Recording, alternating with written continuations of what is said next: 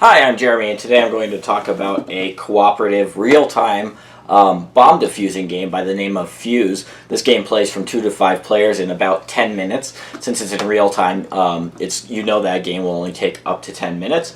The box says ages 13 and up. I suggest that might be because of content, because the game could certainly be played by younger players. I'll take a moment to show you the rules of the game, and then I'll come back here and give you my thoughts on it. Okay, so this is what a setup for a 3-player game of Fuse might look like. Each player will have 2 bomb cards in front of them. There'll be a number of bomb cards in the center and a deck of bomb cards that players will be rushing to complete, as well as a bag of dice. The number of bomb cards that you're going to use during a game varies based on the number of players. You can see here that you pick a difficulty level, look at the number of players, and then choose the starting deck accordingly. The way that the game works is it's going to be played with a 10-minute timer, and players in real time simultaneously will be trying to place dice to meet the requirements of a given card. Once they do that, they will be able to take another card from the play area, and then a new card will be flipped up. If the players clear the deck, as well as all the cards from the main play area, then they'll collectively win, and you will score. If the timer runs out, you will then collectively lose.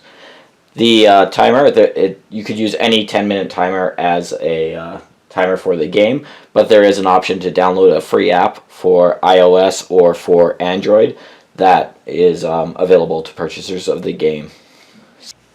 So the way that a normal round of play is going to work is one player will hold this bag of dice. They'll draw a number of dice equal to the number of players and roll them. And then players will have to each choose one of these dice to allocate to their cards. So, for example, this player's card requires that you create a stack of dice in order, yellow, red, blue, green. So they might say, I want to take this yellow die. This player here needs a blue 4 or a blue and a green here. And these could be filled in any order because there's no arrow. And this player needs a pyramid as well as this combination to add up to 7. So a green and yellow die or a blue and a red die together to add up to 7. So this is going to be immediately challenging, I think, but they could take this one, for example, which would leave the white die for this player. Then all of the dice have been placed, that's fine. You would pass the bag to the next player, who would then take 3 dice out and roll them. Now, for example, this player would not be able to place any of these 3 dice. Here they would need something that adds up to 7. These are all high value, 4, 5, and 6. And here for the bottom of their pyramid they would need a 2 and a 3, and no 2 and 3 were rolled. So you would basically allocate the dice that you can allocate. So this one you can see you need to have 2 dice that are higher, each higher than the middle die. So this player might say, I could take that 5, and this player might take the 5 probably, and this player could take the 6.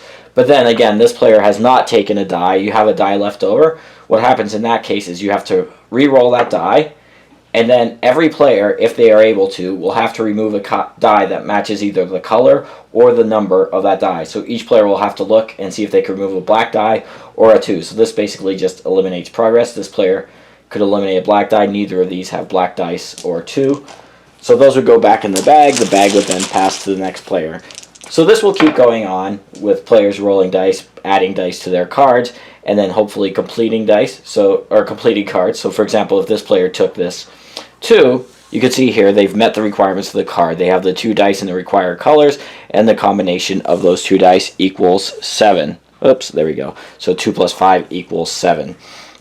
As soon as you complete the card in question, you just return the dice, so they will be added back into the bag.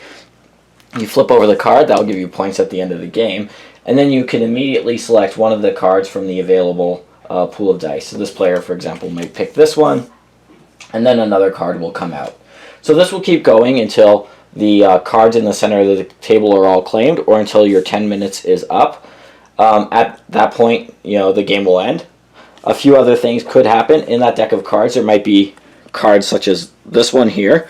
If this comes up, all players would need to remove a black die, and they have those in various colors. And then they have cards like this, all players would need to remove a 1 if that came up into the tableau, and that would be immediately replaced by another bomb card. This one here would be all players need to replace or remove a 2.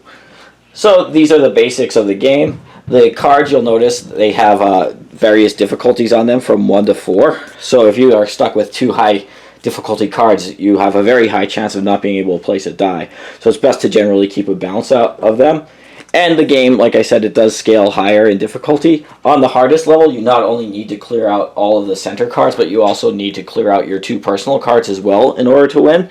And if you want to play an even more difficult variant, there are cards that have a value of up to 6, and those have very strict requirements, so they are very hard to complete.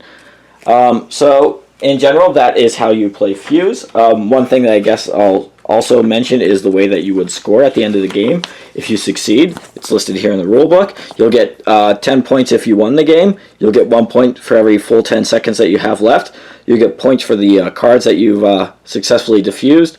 And then you'll get 2 points for each fuse card activated, and those would be these type of cards that make you remove a die.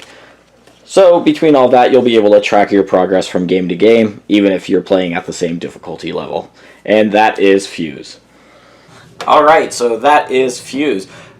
This is a pretty fun cooperative game, and that really does put the time pressure on you of defusing a bomb as a team. I think that the game's really well designed. It's all of the iconography on the cards is very clear. Once you explain a few cards to people, they'll be able to play in the middle of the game without asking rules questions, which is obviously essential in a game where you have a strict timer. And the game, it does play really well. That it scales with the number of cards in the deck based on both the number of players and the level of difficulty that you're trying to play. It's interesting that one small failure, if somebody can't place a single die, that won't inherently bust your whole game. On some co-op games, it seems to just come down to one turn, whether you win or lose. Here, it's going to be how you perform over the course of that entire 10 minutes that determines your success or failure. And I think that that's a refreshing thing, to not necessarily feel like you could just lose because of bad luck. Here, it's really going to be the speed of play and how well you cooperate with other players to ensure that those dice are going to the most efficient places. I've only played the game a few times so far, and I have not yet won at the higher level, so I can't really comment on how challenging the game gets, but it does seem like it is a challenge to win even at the lower difficulty levels, at least for somebody like me.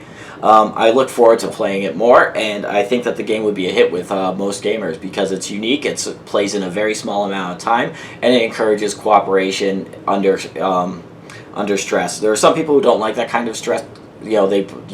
That's why they prefer board games versus video games, maybe. And if you don't like real-time games, this is definitely a stressful real-time game. But for everybody else, I would recommend giving Fuse a shot. So thanks for watching.